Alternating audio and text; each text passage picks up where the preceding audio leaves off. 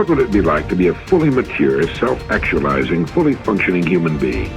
This is the ideal, busy, happy person with all his faculties smoothly functioning in perfect cooperation.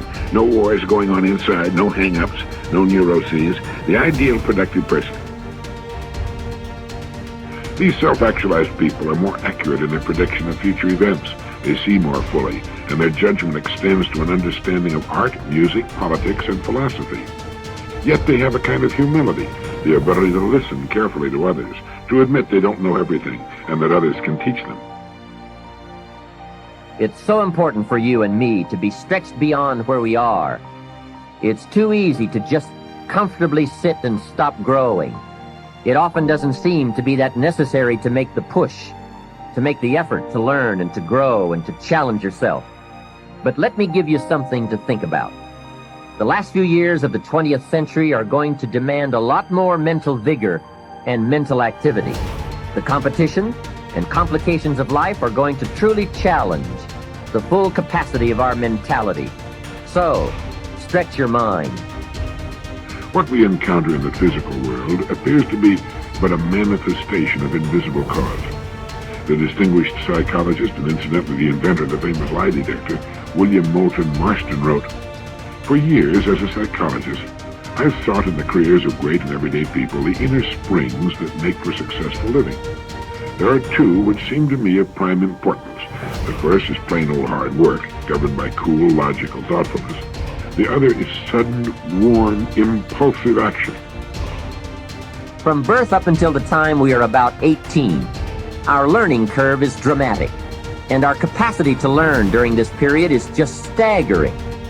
We learn a tremendous amount, very fast, but guess when this learning curve starts to taper off? Here's where it usually levels off. When we get our first job, if there are no more exams to take, if there's no demand to get out paper and pencil, why read any more books? Now you will just learn by some experience.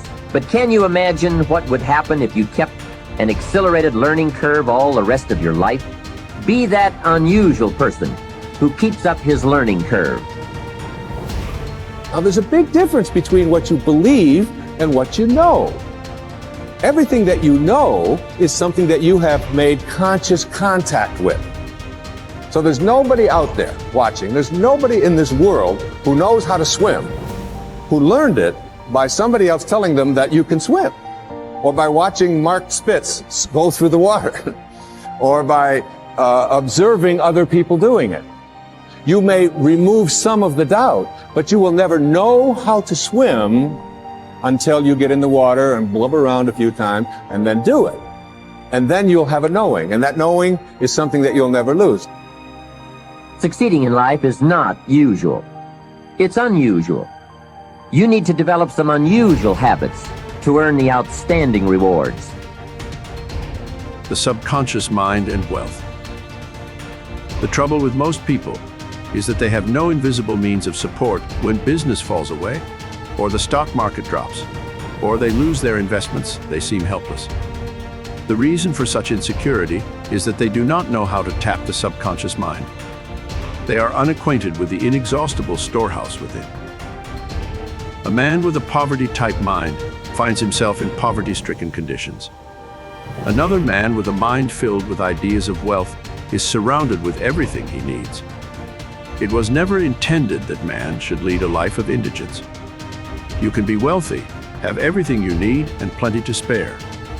Your words have power to cleanse your mind of wrong ideas and to instill right ideas in their place. I have talked to many people during the past 35 years. Their usual complaint is, "I have said for weeks and months that I am wealthy. I am prosperous, and nothing has happened." I discovered that when they said, "I am prosperous, I am wealthy," they felt within that they were lying to themselves. One man told me, "I have affirmed until I am tired that I am prosperous.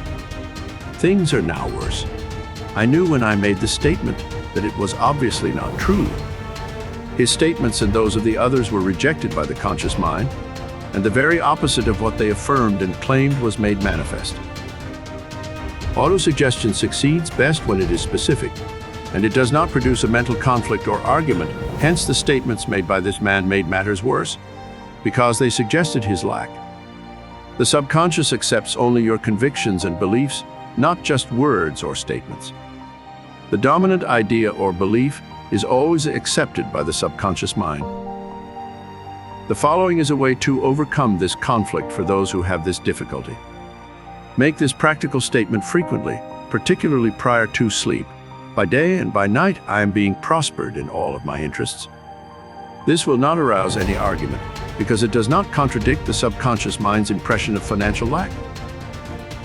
I suggested to one businessman whose sales were very low, and he was greatly worried, that he sit down in his office, get quiet, and repeat this statement over and over again.